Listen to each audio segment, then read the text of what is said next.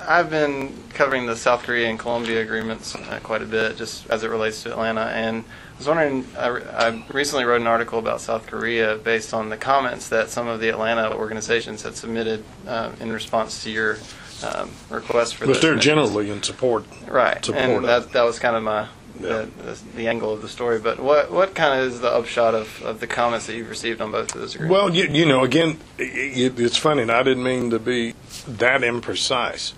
If you're in a community like Atlanta, and you've got you see extraordinary infrastructure and services and agriculture that are huge beneficiaries potentially of access to Korea, which is a fabulous market for us. You think the Korea agreement's good. And again, and I hate to keep going, but if you're from Detroit and others in the auto industry, that notwithstanding the very honest response from the South Korean Consul General about the differences in the size of the market, it's hard for them to get away from what they believe is an indefensible disparity of 700,000 Korean cars coming in. So what we have to do is look at those and balance them both and see if there isn't a way to thread the needle. Right.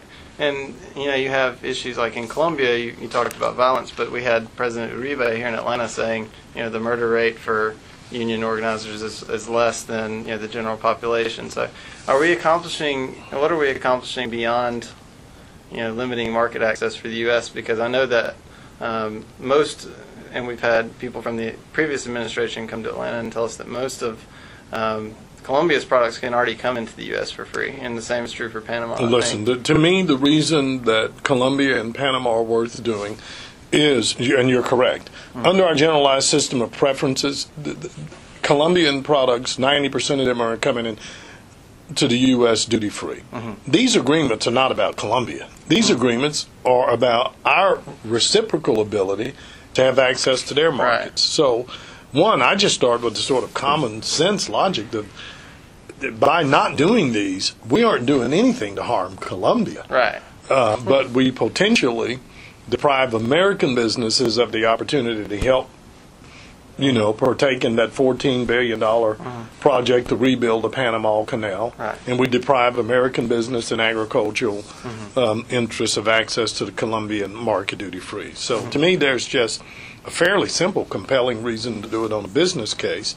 But, again, President Obama and I believe that in the past, I think we've made the mistake of being too dismissive of those who care about the environment and labor. And, you know, we've been too quick to say there are protections to reality. There are a number of members of Congress that believe that notwithstanding the extraordinary progress that President Uribe has made, which is noteworthy, that the government still needs to put in place some basic legal protections, you know, in terms of the right of association and to organize, and particularly some more certainty that the courts will pursue those who are engaged in this violence. But this is kind of just last yes or no. So you stand by the fact that we will see a vote on these whenever the appropriate agreements are reached. Not you can't comment on any timeline on this.